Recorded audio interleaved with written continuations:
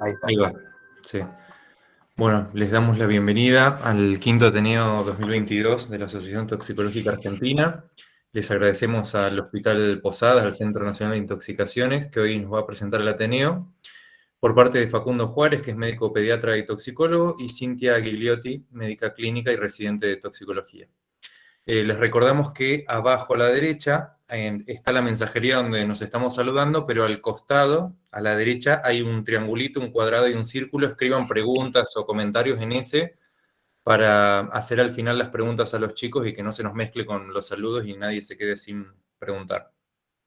Listo, Facundo, gracias. No, gracias a vos, Horacio. ¿Qué tal? Buenas tardes a todos. Bueno, muchas gracias por la presentación. Antes que nada, bueno, queríamos agradecerle a la Asociación Toxicológica Argentina por invitarnos a participar de estos Ateneos Federales de Toxicología, este quinto Ateneo, junto a la doctora Solange Jiménez, jefa de residentes del servicio, y la doctora Cintia Gigliotti.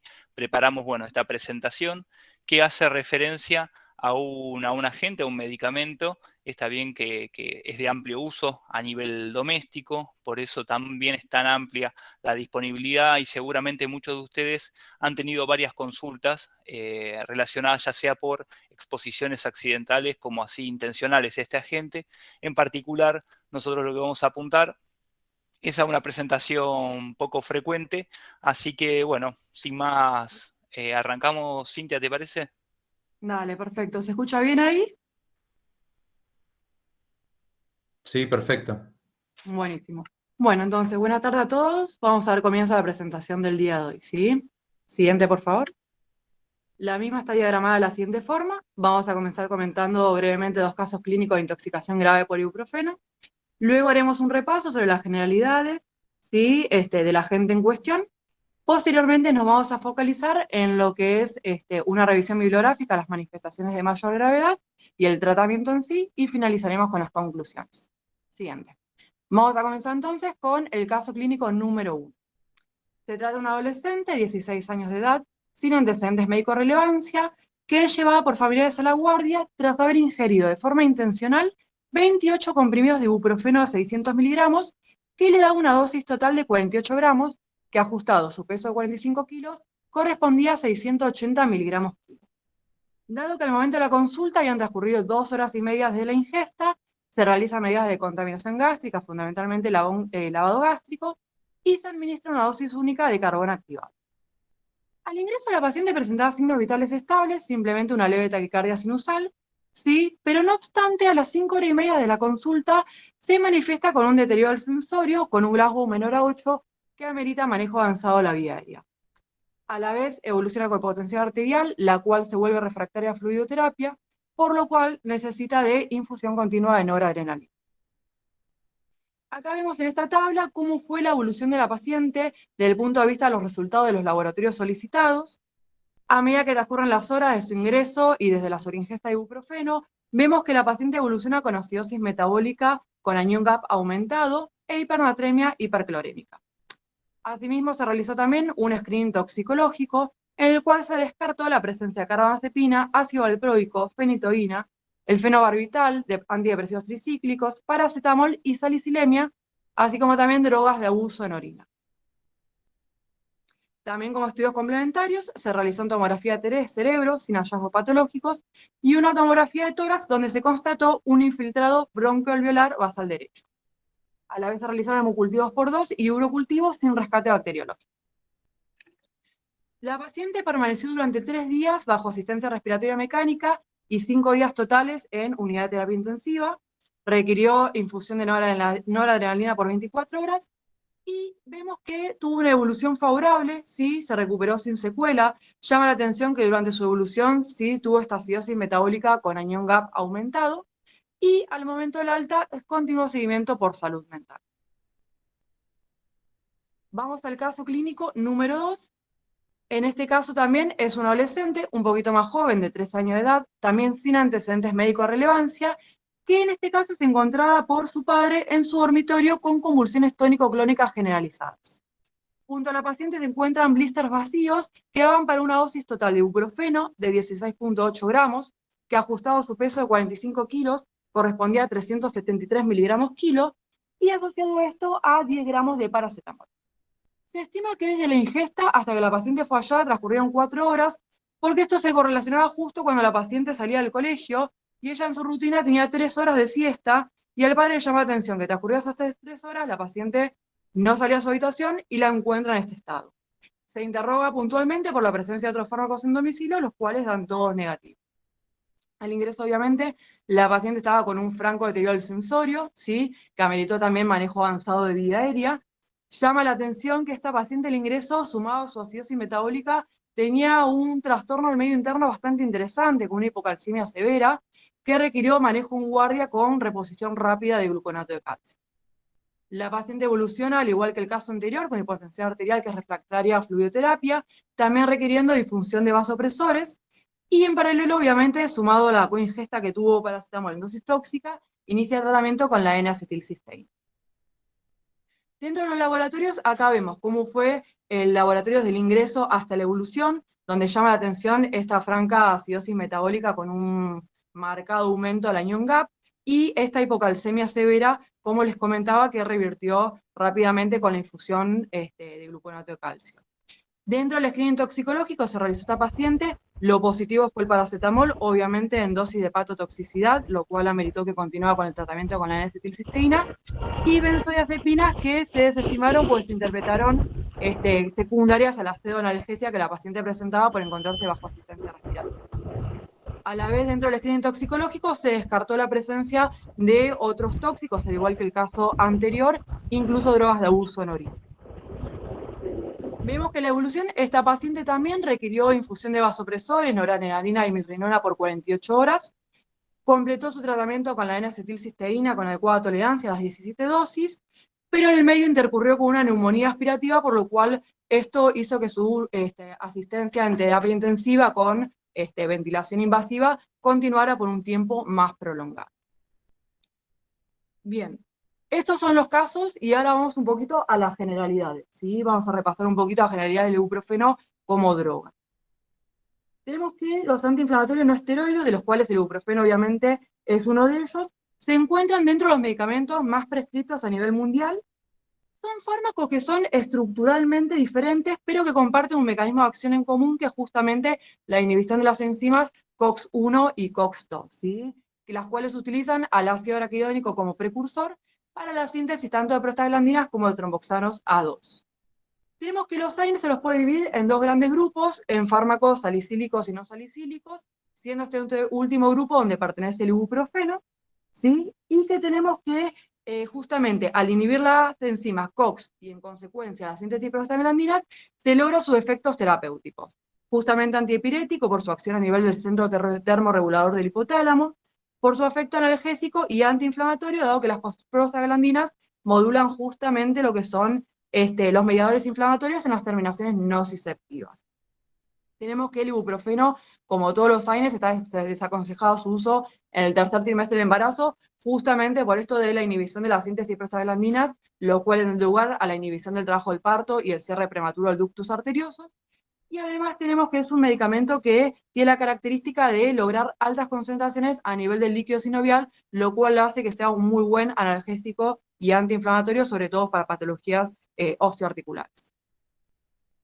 Dentro de su farmacocinética, administrado por vía oral, tenemos que tiene una concentración máxima dentro de la primera a la segunda hora.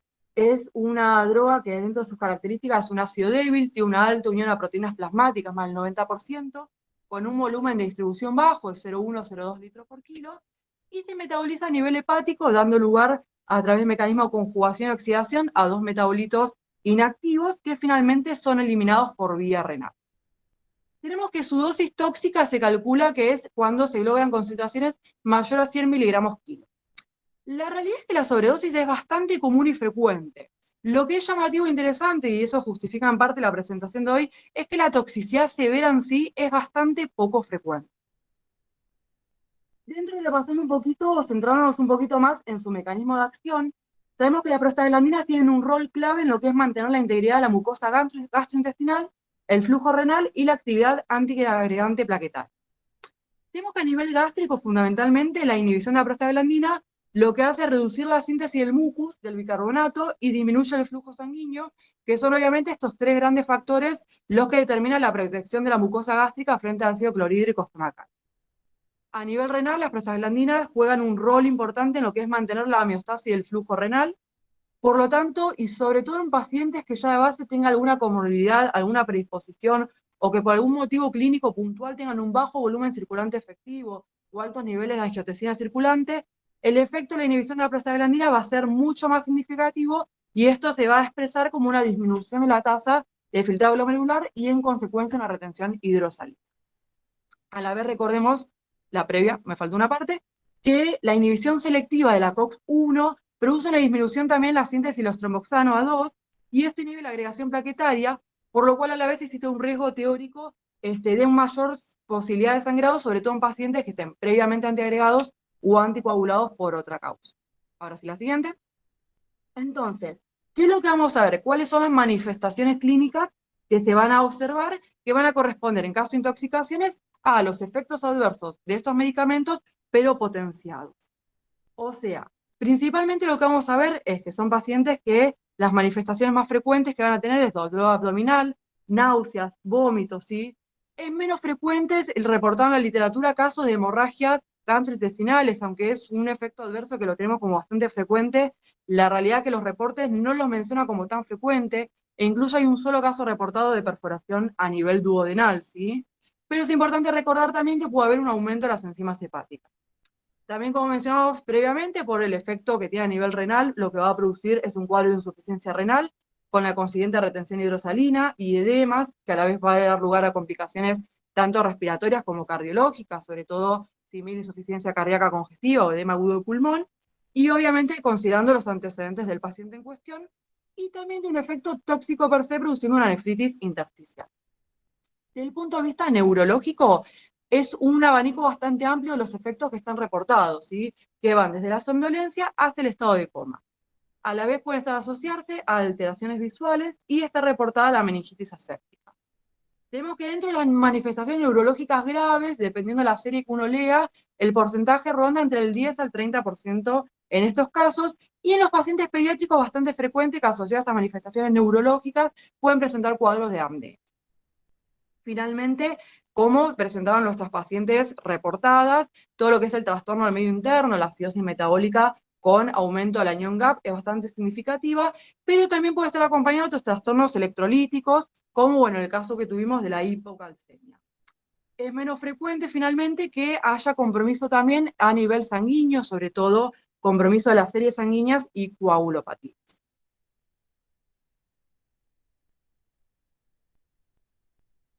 No Ahí se te está, ahí escucha, Juan. recuperé. No, ahí va. Tengo que cambiar de pantalla. Bueno, muchas gracias, Cintia, por la presentación. Bueno, en esta segunda parte de nuestra presentación, lo que vamos a hablar fundamentalmente, o lo que decidimos hacer, es compartir con ustedes algunos de las publicaciones que encontramos. Obviamente la elegimos en forma arbitraria. Son publicaciones que siguen como eje fundamentalmente a cada uno de estos pacientes. Los dividimos o nos pareció lo más relevante de su afectación a nivel neurológico, como ella comentaba.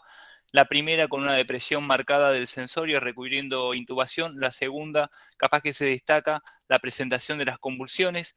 Esta alteración del medio interno, las dos pacientes presentando una acidosis metabólica con un anion GAP aumentado, como bien mencionaba Cintia. Y por el otro lado lo que era la inestabilidad hemodinámica. Utilizando estos tres ejes hicimos una búsqueda a ver qué reportes había sobre este tipo de manifestaciones, y en esos reportes tratamos de encontrar a ver qué podíamos rescatar, ya sea de la fisiopatogenia de estas manifestaciones, cómo abordarlas o hacer algún tipo de diagnóstico, o si había algún tipo de tratamiento específico al respecto. Para no generar falsas expectativas, les digo que nos ha costado un poco. Las publicaciones no todas son recientes, algunas son bastante viejas, pero bueno, y la verdad que lo que mencionan no tiene a veces mucho sustento, pero bueno, es interesante rever un poco este tema, porque la verdad que son manifestaciones, como bien decía Cintia, poco probables, poco frecuentes. Comenzando con lo que son los efectos a nivel del sistema nervioso central, como una generalidad, nos pareció interesante compartir con ustedes esta publicación del año 2014 de la Universidad de, de Tel Aviv, de Israel, bien del Departamento de Neurología. Se titula, bueno, antiinflamatorios no esteroideos, la exposición a antiinflamatorios no esteroideos y el sistema nervioso central. Lo que nos pareció destacable de esta publicación es que, bueno, enumera o por lo menos manifiesta que la presencia de la COX-1, de la enzima COX-1, de la ciclooxigenasa 1, se identificó en todas las células piramidales y granulares, tanto a nivel del hipocampo, la corteza, la amígdala y los núcleos subcorticales. Como bien ya había mencionado Cintia, este artículo también comenta que, bueno, las manifestaciones a nivel del sistema nervioso central, predominantemente lo que es la alteración del sensorio, no especifica si es una depresión leve o un estado de coma o severa, pero dice que la manifestación de deterioro del sensorio a nivel del sistema nervioso central se observa en el 30% de los pacientes con sobredosis de ibuprofeno. Y una particularidad y relacionado con el segundo caso que ella expuso, relacionado a lo que son las convulsiones, se ha visto que la inhibición de la ciclooxigenasa produciría obviamente una caída de los tromboxanos y las prostaglandinas, y esto de alguna manera que no queda bien explicado, pero bueno, se sospecha que este sería parte del mecanismo, por ahí estaría el mecanismo fisiopatogénico. Eso disminuiría lo que es el umbral convulsivo y por eso podría observarse alguna convulsión que dentro de lo que es lo neurológico no es lo más frecuente. Capaz que en comparación es más frecuente el deterioro del sensorio que la presentación de la convulsión en sí. Específicamente en lo que es el deterioro del sensorio por ibuprofeno, esta publicación que encontramos del año 1986 del Critical Care of Medicine, que se titula Coma causado por una sobredosis de ibuprofeno, hace el reporte de un caso de una mujer de 50 años de edad en coma luego de una ingesta intencional de 24 a 36 gramos de ibuprofeno. Lo particular de esta publicación es que dentro de lo que enuncia, es interesante ver que dice que el despertar de estos pacientes que presentan este deterioro del sensorio es temprano. Bien, esto es debido fundamentalmente a lo que es la rápida metabolización de este agente, como bien mencionaba Cintia, a pesar de encontrarse en condiciones de sobredosis, excepto obviamente situaciones excepcionales donde este paciente se encuentre con el deterioro producido por el ibuprofeno, pero sumado a algún otro depresor, que obviamente eso complicaría o dificultaría su recuperación. Para lo que es la segunda publicación que encontramos referida al deterioro del sensorio, esta es una publicación del año 2000 del Pediatric Emergency Care. Esta es una publicación muy interesante, yo creo que una de las más interesantes que hemos encontrado en esta búsqueda que hemos hecho, que son, bueno, lo que menciona es las manifestaciones, perdón, la sobredosis por ibuprofeno que produce manifestaciones a nivel del sistema nervioso central que fueron revertidas con la dosis de naloxona. Este es un reporte de caso de una niña de 11 meses de edad que presentó un deterioro del sensorio luego de exponerse a entre 1500 y 1300 miligramos por kilo de ibuprofeno. Esta paciente recibió un tratamiento que revirtió este cuadro de deterioro del sensorio con la administración de naloxona. Lo que manifiesta este artículo es que posiblemente haya algún tipo de mecanismo o receptor que se comparta entre lo que es los opioides o este efecto de deterioro del sensorio, entre lo que son los AINES, perdón, con los opioides, y por eso tendría un efecto positivo la administración de naloxona. En particular, en este reporte, para comentarles solamente algún detalle un poco más específico, la paciente ingresa con un estado de somnolencia. Eso había sucedido la ingesta, la exposición 15 minutos previos a lo que fue la consulta o la atención en el servicio de emergencias. A esta paciente, a los pocos minutos, a los 15 a 30 minutos luego de ingresar, presenta un deterioro más allá de ese cuadro de somnolencia, evoluciona a un deterioro más pronunciado del sensorio. Frente a esto, los médicos en forma intuitiva le administran 2 dosis de naloxona. La dosis estándar, la de 0.01 miligramos por kilo, o sea que le terminan administrando 0.02 miligramos por kilo. Hay una respuesta positiva, no recupera del todo el estado del sensorio, pero no requiere ni goteo constante, ni tampoco requiere la intubación. Con eso como que mantiene un buen estado. Lo que sucede es que a las 7 horas de esa administración vuelve a deteriorar marcadamente el sensorio, pero en ese caso ya la paciente se encontraba en terapia intensiva y en este punto, que ahí es donde va la particularidad, se la administra en forma de dosis sucesivas, son 3 dosis sucesivas, 0,9 miligramos por kilo totales. Fíjense que es una dosis 10 veces mayor a la máxima de naloxona que en general utilizamos en la práctica, que la máxima de naloxona para pacientes pediátricos es de 0,1 miligramos por kilo. A esta paciente se le administró 0,9. Después de esa administración, la paciente recuperó el estado de conciencia y no volvió a deteriorar. Pero bueno, este es uno de los artículos creo que más interesantes que recomiendan o proponen el tratamiento con naloxona frente a los pacientes con deterioro marcado obviamente del sensorio. Con respecto a lo que son las convulsiones, encontramos estos dos artículos. El primero es una serie de casos, son 126 casos de sobredosis de ibuprofeno, es una publicación del año 1986 de Annals of Emergency Medicine. Es particularmente interesante este reporte porque se lo encuentra referido en la mayoría de las publicaciones actuales. Es un reporte que tiene una alta referencia. Es una serie de casos que comprendió o tuvo en cuenta en su análisis un número total de pacientes de 126, de los cuales solamente 24 pacientes, o sea, el 19% del total, presentaron síntomas de esta sobredosis de ibuprofeno. De esos 24 pacientes, solo 6 eran pacientes pediátricos, y de estos 6 pacientes pediátricos, solo 2 presentaron convulsiones. Lo que rescatamos de esta publicación es que la manifestación de las convulsiones las observan, por lo menos las manifestaciones graves, se observan dentro de las primeras 4 horas post-ingesta, en particular en lo observado en estos pacientes. La segunda publicación que encontramos por debajo son archivos de casos de la Universidad de California de San Francisco, del Fellowship de Toxicología, titulado Convulsiones y anión gap persistente, o acidosis metabólica, perdón, con anión gap persistente. Esta publicación es una publicación del año 2016, es del Journal Medical of Toxicology. Es un reporte de caso sobre una adolescente de 17 años que presentó una convulsión junto a deterioro del sensorio y acidosis metabólica tras la ingesta de 16 gramos de ibuprofeno, loratadina y ondansetron. Lo importante de este artículo nos parece que es que menciona que la fisiopatogenia probable relacionada a las convulsiones estaría dado, como había mencionado antes, a la disminución de la síntesis de prostaglandina como mecanismo causal o gatillante de esas convulsiones, como habíamos dicho, seguramente disminuyendo el umbral convulsivo.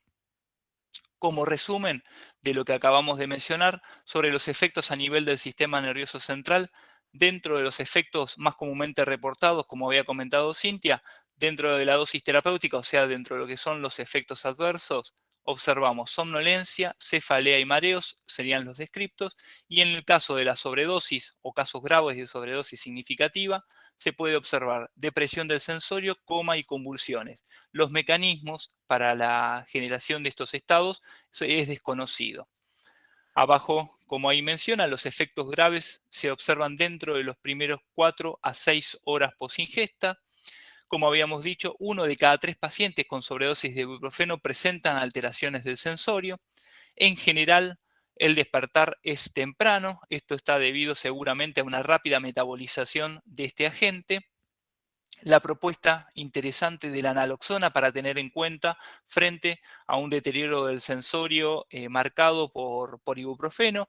El mecanismo de acción es desconocido, pero se sospecha que habría un mecanismo central de analgesia sobre los receptores opioides por parte del ibuprofeno.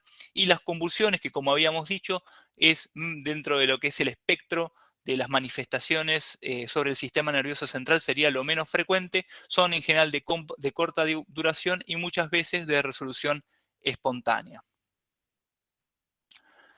Ahora, pasando a lo que era el segundo eje que les había mencionado, de esto que destacamos de importancia, de manifestaciones de importancia en estas pacientes, tenemos lo que es la acidosis metabólica. Para lo que es la acidosis metabólica, entre los artículos que encontramos, tenemos este del Journal Medical of Toxicology de vuelta, del 2010, en este caso. Está titulado Poliuria, acidosis y coma, luego de una ingesta masiva de ibuprofeno.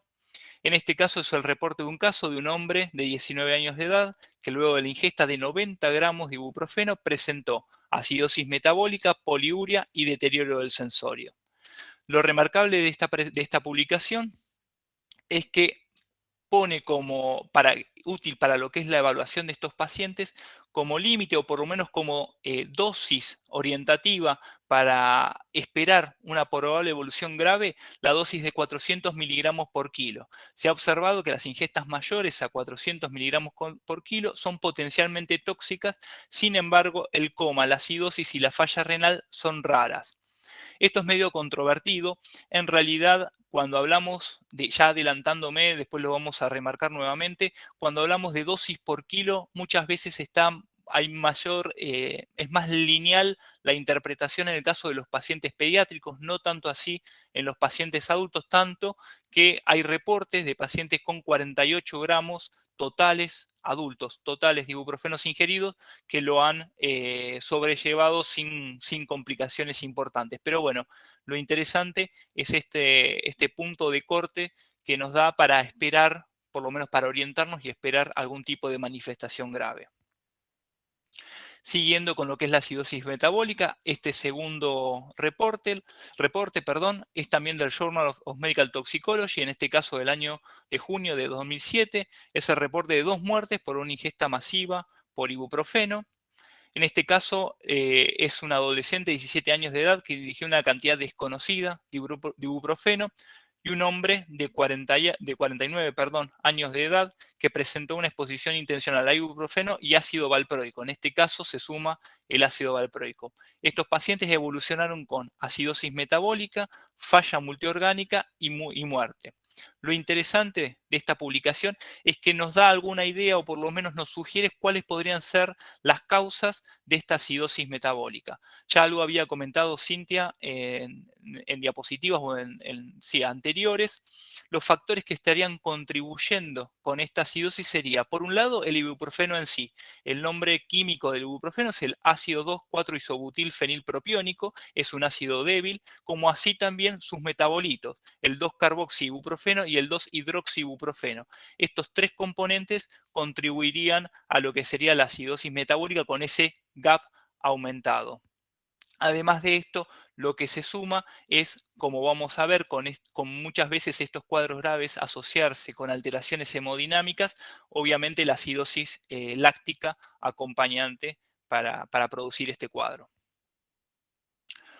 Un tercer artículo, en este caso del Postgrad Medical Journal del año 1993, está titulado, bueno, ingesta masiva de ibuprofeno, sobredosis masiva de ibuprofeno, complicada con una acidosis metabólica severa. Este es un caso de un paciente de 23 años de edad que presentó acidosis metabólica, distrés respiratorio y falla renal aguda luego de la ingesta de 30 gramos de ibuprofeno. Además de, bueno, volver a las mismas causas, a la misma fisiopatogenia para lo que es la producción de la acidosis, que es la identificación del ibuprofeno y sus metabolitos como los principales factores causantes de la acidosis, recomienda que obviamente frente a estas sospechas de posibles cuadros graves, se realiza un monitoreo, un control seriado del estado de ácido base arterial para la detección de estas complicaciones que son infrecuentes pero graves. Bueno, para cerrar este segundo eje de la acidosis metabólica y resumir un poco lo que estuvimos exponiendo, ante ingestas masivas y agudas se produce una acidosis metabólica con anión GAP aumentado. El mecanismo es un poco más claro, o por lo menos la sospecha es un poco más fuerte y más sólida. Los mecanismos serían múltiples. Por un lado tenemos la acumulación de estos ácidos débiles propio del ibuprofeno y sus metabolitos, como habíamos mencionado, y acompañante a esto, y seguramente también que consolide el cuadro de la acidosis, está la hipoperfusión tisular.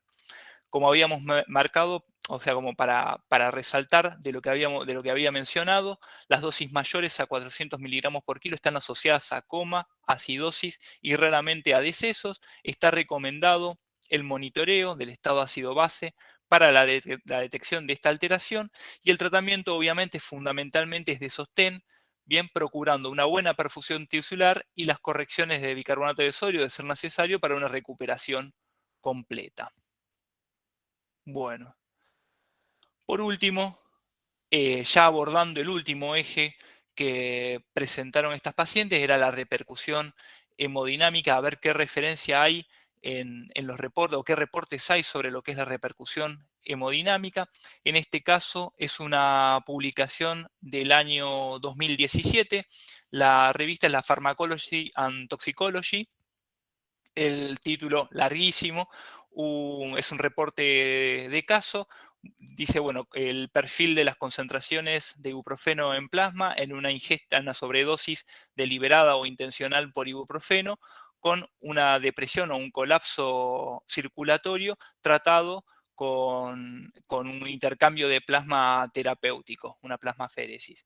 En este caso es un paciente de 48 años de edad que ingirió 72 gramos de ibuprofeno, luego desarrolló colapso circulatorio refractario a fluidoterapia con requerimiento de altas dosis de vasopresores. En este caso, lo destacable de esta publicación es que dentro de lo que es la fisiopatología del shock inducido por ibuprofeno, el mecanismo es verdaderamente desconocido y continúa siendo especulativo, pero se sospecha que habría algún tipo de efecto del ibuprofeno a nivel intestinal, con un efecto de tipo hiperosmolar, bien, captando de alguna manera, deprivando a lo que es el intravascular de cierto volumen. Seguramente esto debe ser algo menor o complementario, y obviamente la situación de acidosis metabólica es lo que contribuiría fundamentalmente a lo que sería la alteración hemodinámica, en detrimento con lo que es la función cardíaca, o sea, disminuyendo la eyección cardíaca y el tono vascular. De todas maneras, en este punto, un poco el artículo se contradice en esta última sección, porque justamente es interesante leerlo, porque en el tratamiento, como justamente ahí se ve, se hicieron dosajes seriados de ibuprofeno en plasma. Además de esto, se hicieron correcciones. Se ha visto que se fue controlando lo que era la dosis requerida de noradrenalina y no se ha visto un descenso significativo del requerimiento de noradrenalina en este paciente, a pesar de la disminución de la concentración de ibuprofeno circulante. Y además de esto, a pesar de la corrección de la acidosis metabólica, tampoco se mejoró el requerimiento de vasopresores. Así que en ese punto es interesante, contradictorio con este último enunciado, pero lo que ahora, bueno, más adelante lo voy a mencionar seguro. Bueno, esta es la segunda publicación y ya última, si mal no recuerdo, de lo que es la repercusión hemodinámica. En este caso es una publicación del año 1995 de Annals of Pharmacotherapy.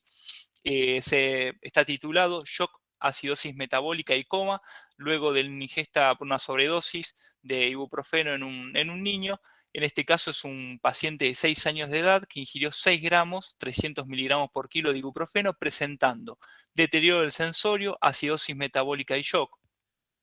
En este caso, la cantidad de ibuprofeno ingerida por peso parecería ser un predictor para anticipar la potencial toxicidad, esto que decíamos antes, esto del corte de 400 miligramos por kilo, ¿bien? Y no se han observado que las concentraciones de ibuprofeno sean de ayuda para el manejo de la sobredosis, o sea, que apoya lo mismo que habíamos visto en el reporte anterior, donde a veces las dosis, o por lo menos las concentraciones de ibuprofeno, por más que nosotros en la práctica diaria, por lo menos en el Hospital Posadas, no tenemos la posibilidad de hacerlo, pero a pesar de eso no serían de utilidad, ya que hay discrepancia en lo que es la concentración de ibuprofeno y la gravedad del cuadro clínico del paciente.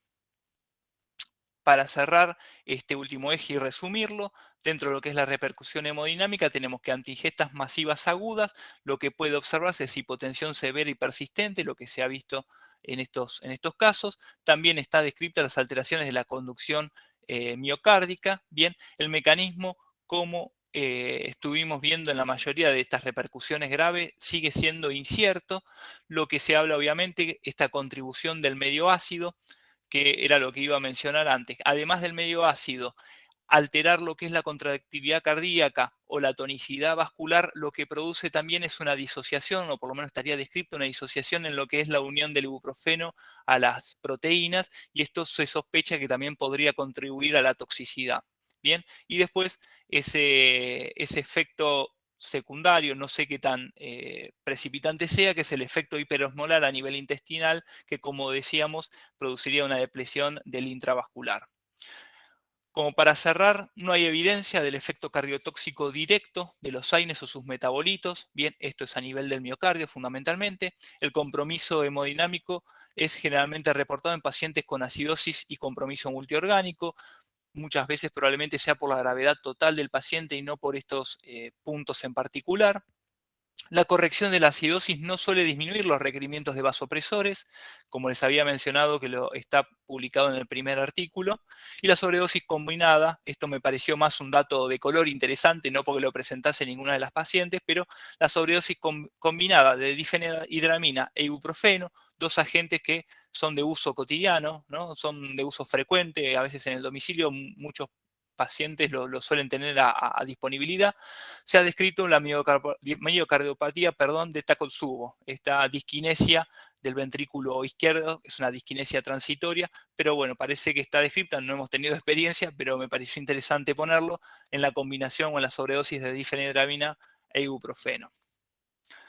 Ahora sí, como para darle un cierre a esta presentación, voy a hablar fundamentalmente de lo que sería el manejo, solamente son 3 diapositivas. Esto está, la fuente fundamental es la IA, esta norteamericana, la famosa IA, la Micromedex, esta base de datos. Lo que enuncia es que en la intoxicación aguda por ibuprofeno los síntomas generalmente se desarrollan dentro de las primeras 4 a 6 horas posteriores a la ingesta.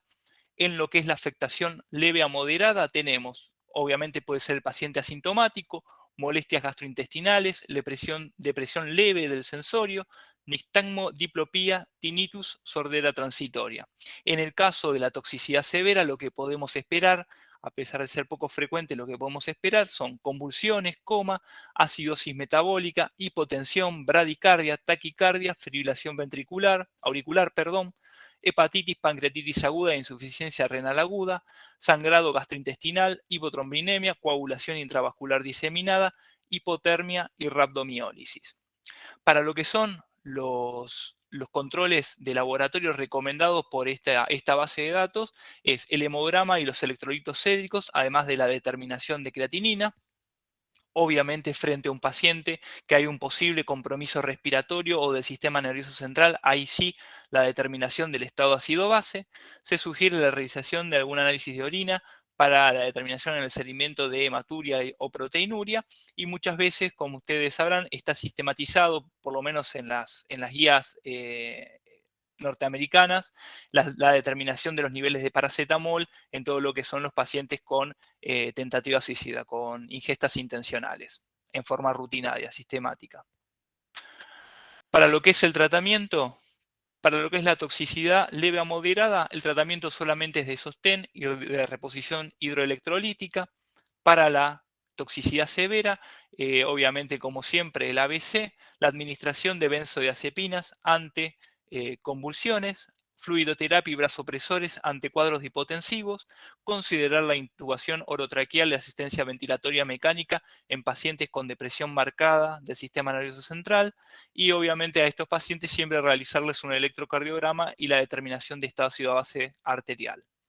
Para lo que son en realidad medidas previas, medidas de rescate, lo que enuncia esta guía es, ante dosis mayores a 200 miligramos por kilo, la administración de carbón activado en dosis única. Para dosis menores a 200 miligramos por kilo, enuncia que rara vez causan una toxicidad significativa, no contradicen ningún tipo de conducta, pero sí enuncia que es poco probable que ese paciente tenga un cuadro de gravedad. Ahora sí, frente a dosis mayores a 400 miligramos por kilo, la toxicidad es potencialmente grave. De todas maneras, como les había mencionado, hay reportes de casos en pacientes adultos con dosis extremadamente altas, que a pesar de la relación dosis-peso es alta, no han tenido cuadros graves, fueron cuadros bien tolerados.